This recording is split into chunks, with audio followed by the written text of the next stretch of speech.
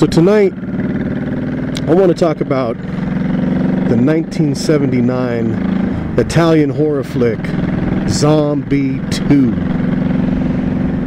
And marketed in the US as just Zombie, Z-O-M-B-I-E.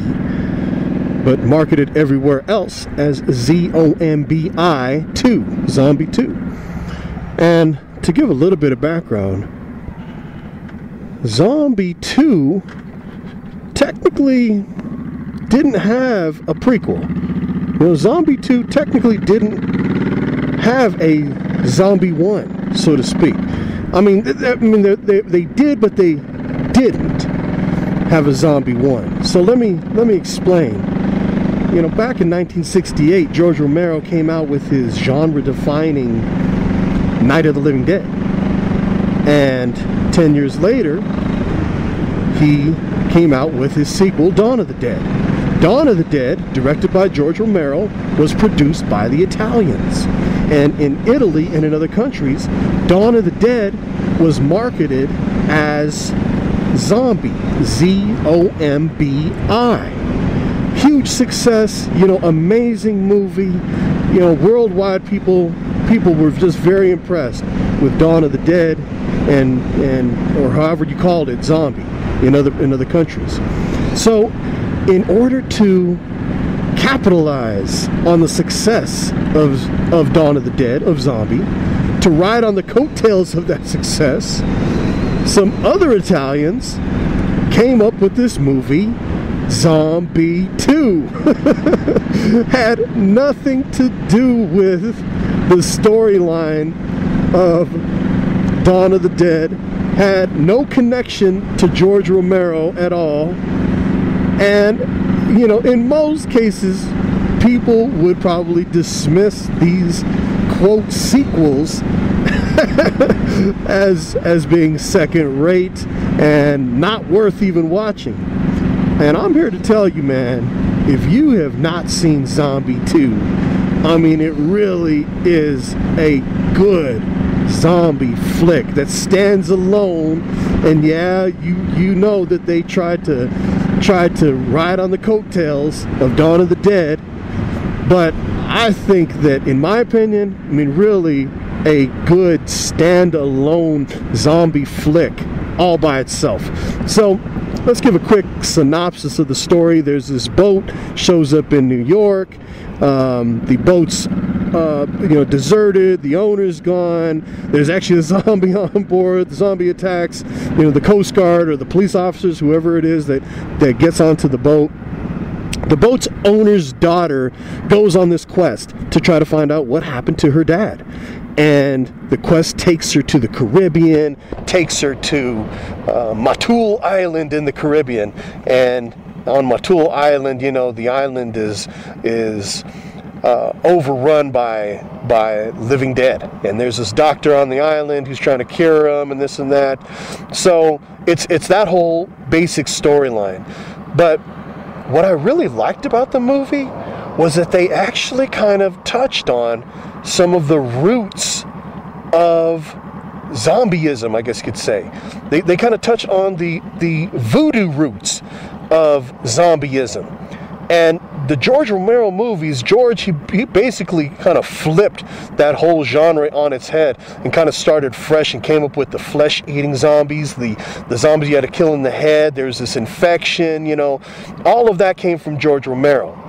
If you go back to the old school, original zombie roots, the voodoo roots, you know, the movies like White Zombie, you know, there was a voodoo master. You know, there was a zombie master who was reanimating the dead, controlling the dead, and, you know, bringing them back to life, so to speak. Zombies? Yes, they are my servants. Did you think we could do it alone? In their lifetime, they were my enemies. With Zombie 2, there was an attempt to make a connection to those zombie roots. Now, there wasn't a full-on connection, but I thought they did a fairly decent job of making that connection to the voodoo roots. The living, kind of bringing together the living dead with the voodoo zombies and kind of bringing those two together. Didn't have a voodoo master, a zombie master. I was a little disappointed in that, but but beyond that though, I thought they did a great job of trying to bring those two together. Acting in the movie, not that bad really for kind of a B or B-ish movie. It all started about 3 months ago. One of the fishermen said he'd seen his wife walking in the village at night.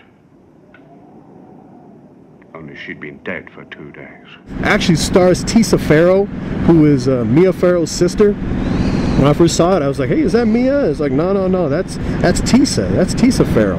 Tisa Farrow's in the movie. And the thing about the movie, though, that really just jumps out, that kind of stands out, is the special effects, the makeup.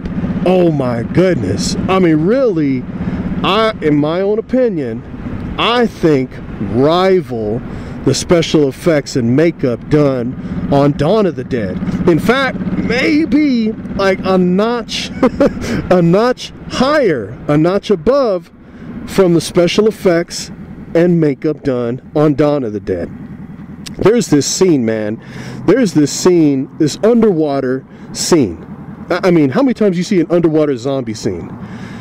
And add into the mix a human, so a zombie versus a human underwater, but add on top of that a shark. So you've got a zombie versus a human versus a shark, all filmed underwater. I mean, literally jaw-dropping.